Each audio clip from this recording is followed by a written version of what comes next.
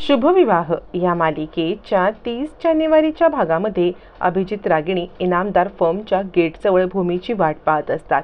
भूमी मागच्या मागे पळते आणि आता त्या दोघांच्या नजरेमध्ये येत नाही आणि तिथून आता लपून पाहते.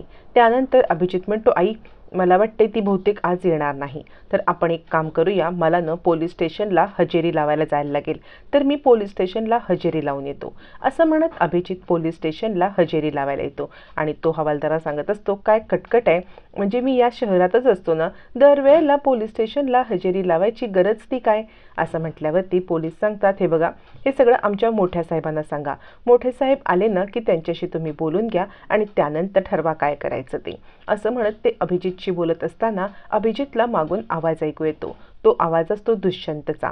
दुष्यंत सांगत असतो, ओ साहेब, खरंच मी काही नाही केलेलं आहे, मला खोट्या आरोपामध्ये अडकवण्यात आलेलं आहे.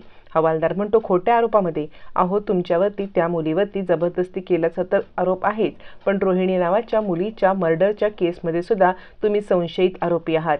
खोटं वगैरे काही नाही, सगळं खरं खरं आहे. तितक्यात अभिजित तो आवाज ऐकतो आणि तो म्हणतो, दुष्यंत तू इथे? दुष्यंतला अभिजितला पाहिल्यावरती खूप आनंद होतो. अभिजित मला इथून बाहेर काढ रे. यावरती अभिजित म्हणतो, काय बोलतोयस? अरे मीच इथे रोज हजेरी लावायला येतोय, तुला कसं बाहेर काढू? पण नक्की तू इथे कसा काय आलास, काय घडलं? असं म्हणत अभिजित दुष्यंतला सगळी माहिती विचारतो. तोपर्यंत इकडे अक्का रघु काकांना पाहतात आणि म्हणतात, काय रे, तू इथे का आलायस आणि भूमी आकाशच्या जीवावरती उठलायस का? त्यांचा पत्ता शोधत चोरासारखा इकडे येण्याचं काम काय? रघु काका म्हणतात, नाही नाही, मी त्यांचा पत्ता वगैरे काढत आलोय, पण मी त्यांचा एक हितचिंतक आहे, म्हणजे मी त्यांच्या घरी काम करायचो. आता इथे अक्का चिडतात आणि म्हणतात, त्यांच्या घरी काम करायचास की त्यांचा हितचिंतक आहेस? बाबा, एकदा काय ते ठरव. खोटं बोलून इथे येऊन त्यांना मारण्याचा प्रयत्न करतोयस का? आणि अक्कांना मागचा प्रकार आठवतो. जोसेफच्या वेळेला भूमी आणि आकाशचा फोटो दाखवत आलेला असतो, तर अक्कांना वाटतं हा सुद्धा त्याचाच माणूस आहे. अक्का चिडतात आणि म्हणतात, जर भूमी आकाशच्या केसाला धक्का लावण्याचा प्रयत्न जरी केलात ना, तरी गाठ माझ्याशी आहे. रघु काका म्हणतात, नाही नाही हो, असं काहीच नाही आहे, म्हणजे मी त्यांना अजिबात कोणतीही गोष्ट हानी पोचवायला नाही आलोय, मी त्यांच्याकडे काम करायचो. यावरती अक्का म्हणतात, सगळेजण असंच सांगतात. असं म्हणत अक्का चाळकऱ्यांना गोळा करतात. हा बघा, भूमी आणि आकाशच्या जीवावरती उठलेला माणूस.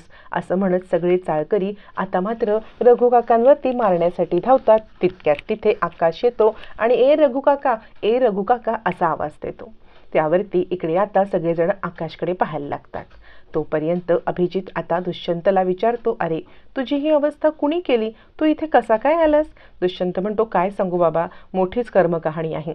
आमच्या चाळीमध्ये एक जोडपं राहायला आलं होतं, भूमी आणि आकाश, भूमी देसाई आणि आकाश. यावरती आता मात्र इकडे अभिजित म्हणतो, काय, कोण कोण म्हटलास तू? दुष्यंत सांगतो, भूमी देसाई आणि तिचा तो वेडपट नवरा आकाश. अरे त्यांनी माझ्यावरती केस केली आणि मला इथे अडकवलेलं आहे, मी खरंच काही नाही केलंय, मला याच्यातून सोडव की. अभिजित म्हणतो, मी तुला म्हटलं ना, माझेच वांदे लागलेत, मलाच इथे अडकवण्यात आलेलं आहे, मलाच दरवेळेला हजेरी द्यायला लागते, तुला कसं बाबा सोडवू? पण ते कुठे राहतात, त्यांचा पत्ता सांगू शकशील का मला, भूमी आणि आकाश? मी तुझा बदला नक्कीच घेईन. यावरती दुष्यंत म्हणतो, हो, माझी चाळ आहे ना, तिथून 2 घरं सोडून ते राहतात. अभिजितला लगेचच पत्ता सापडलेला असतो. आता लगेच अभिजित इकडे रागिणीला कॉल करतो. चाळकऱ्यांना बोलवून रघु काकांना मारणाऱ्या अक्कांना थांबवत आकाश येतो आणि म्हणतो, ए रघु काका, तू इकडे भेटायला आलास मला? खरंच मला तुझी खूप आठवण येत होती.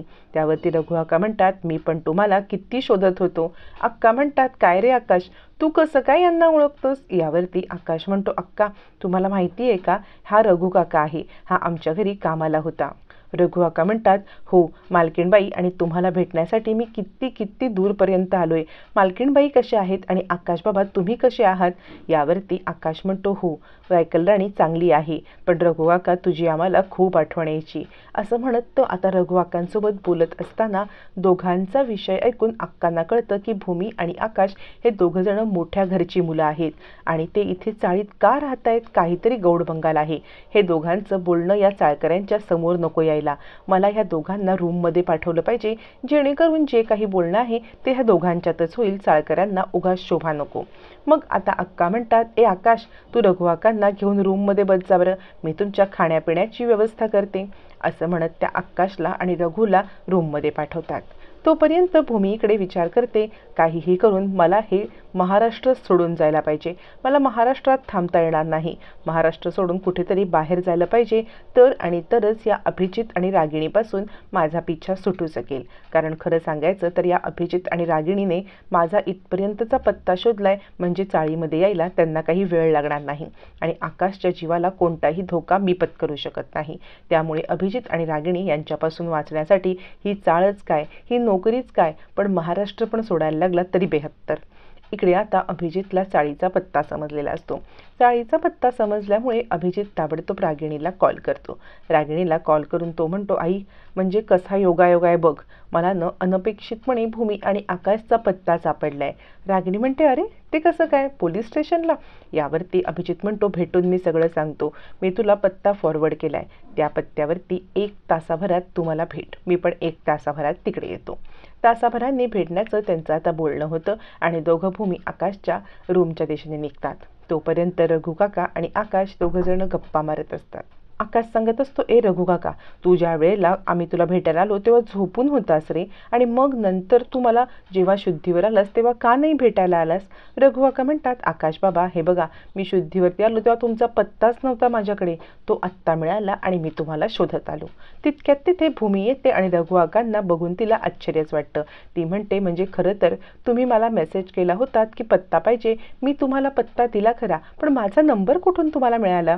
अशा गप्पा गोष्टी चालू असताना दत्तू येतो आणि आकाश, तुला मुकादमांनी घाईघाईत बोलवलंय, काहीतरी अर्जंट काम आहे, असं म्हणत तो आता आकाशला बोलवतो. आकाश म्हणतो, ए दत्तू मी आलोच हं. यावरती भूमी म्हणते, आकाश आत्ता नको ना जाऊस, आपल्याला बाहेर जायचं आहे. आकाश म्हणतो, सायकल राणी तूच सांगतेस ना, आपण ज्यांच्या इथे काम करतो तर त्यांना कधी का गरज लागली वेळेत पोहोचायचं, हे तुझंच आहे ना तत्व, मग मला जाऊन येऊ दे. भूमी सांगते, आकाश पण लवकर ये, आपल्याला बाहेर जायचं आहे. यावरती आकाश म्हणतो, मी असा गेलो आणि असा आलो. मग आकाश गेल्यावरती भूमी म्हणते, रघु काका बसा, मी तुम्हाला काहीतरी खायला बनवते. रघु काका म्हणतात, मालकीणबाई माझं खाणं वगैरे सगळं झालेलं आहे. यावरती भूमी म्हणते, बघितलं, दूध न पिताच आकाश गेला, दूध तरी पिऊन जायचं की नाही? रघु काका म्हणतात, मालकीणबाई मी खरं तर तुम्हाला एक गोष्ट सांगू का, मी तुमचा पत्ता शोधत इथपर्यंत आलो कारण महत्त्वाची गोष्ट मला सांगायची आहे. भूमी म्हणते, पण तुम्हाला नंबर कुणी दिला?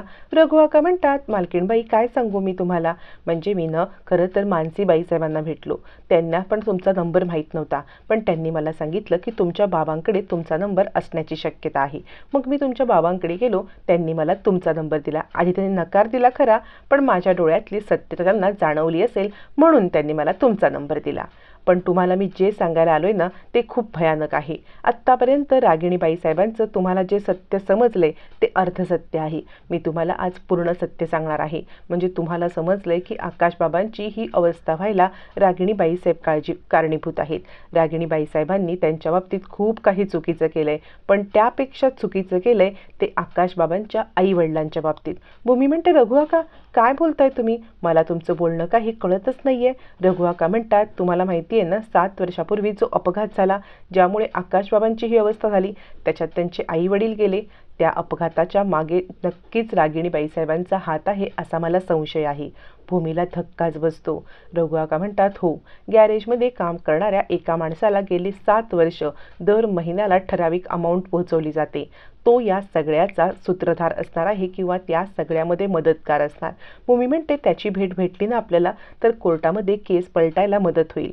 रघु काका म्हणतात, हो, पण या रागिणीबाई साहेब आपल्या भावाच्या जीवावरती उठू शकतात, त्याला पण संपवायला कमी पुढे करणार नाहीत जर आपण त्याच्यापर्यंत पोहोचण्याचा प्रयत्न केला, त्यामुळे पाऊल सावधानतेने उचलायला पाहिजे.